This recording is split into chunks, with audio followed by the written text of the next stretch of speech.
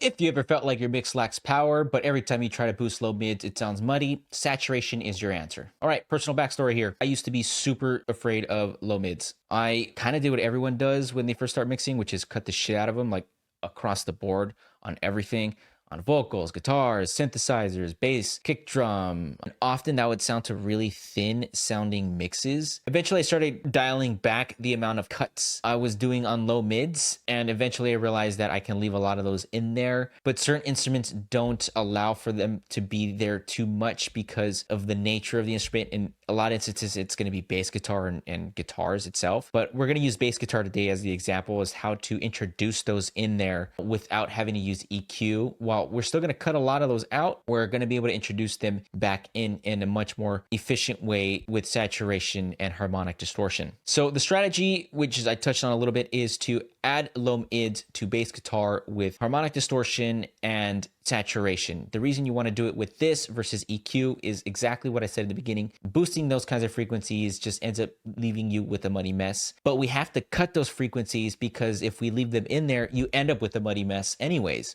So how do we kind of get the best of both worlds where we can cut all of those frequencies out, but get the benefit of having them in there, which is a full and powerful sounding mix? Now, the tactics that I'm going to show you guys of how to introduce these low mid frequencies back in are going to be twofold.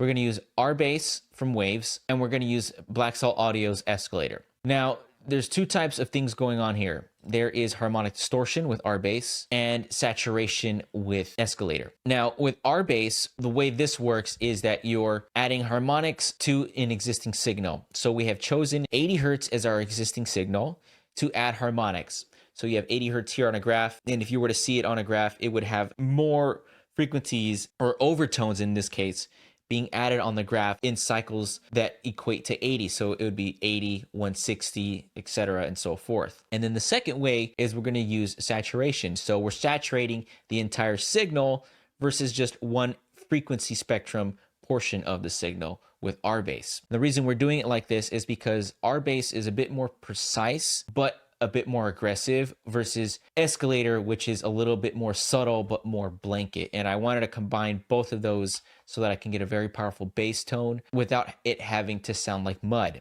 So let's play you this bass tone that I have with all my plugins engaged.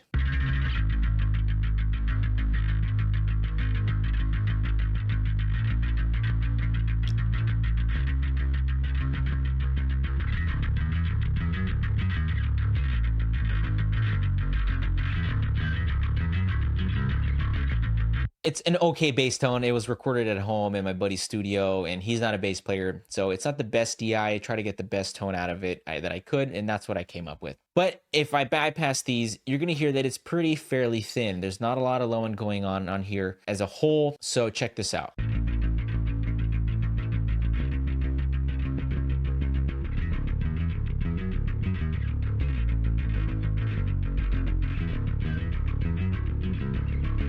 So let me go ahead and add the R bass back in, and I want you guys to check out how it sounds now, and I'm going to bypass it as it's playing.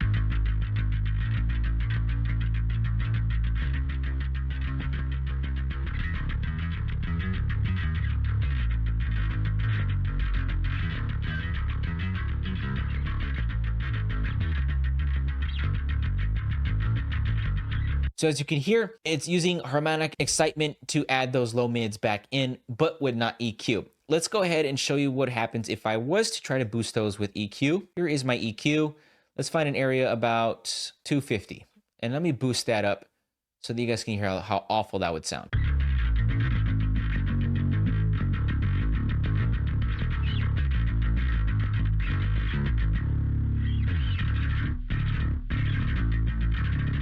Not good at all. But going back to our bass,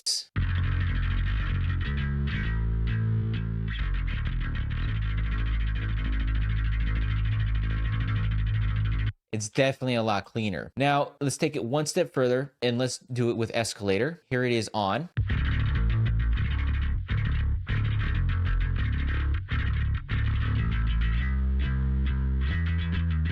And here it is off.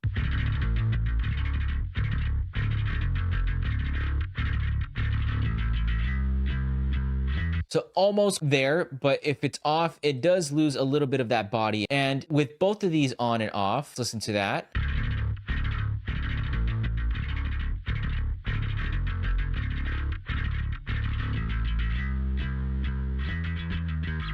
The bass just turns into like this string noise. Like it's so weak and there's no low end and it just sounds really whack. So let's go ahead and pop this in the mix. And I'm gonna go ahead and unbypass and bypass these. And you tell me if you can hear the bass dropping out.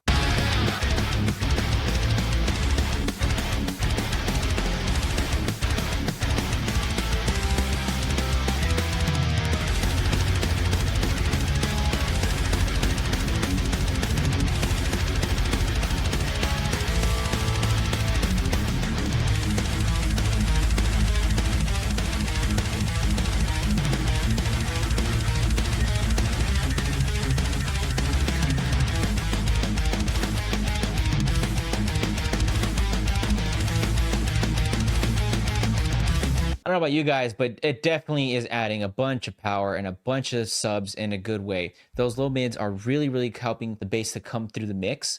If I bypass them, it just turns into this weak thing. I mean, the bass is there, but it's nothing special. As soon as I turn those two plugins on, boom, you got your low mids back in a cool way, allowing them to go ahead and help the bass jump out in the mix in a very, very powerful way. So if you found this tip helpful, give me a like, comment, and subscribe. I appreciate it, and it helps me more than you guys know. And stick around because we're going to go ahead and keep going on with this series, and I'll see you guys in the next video.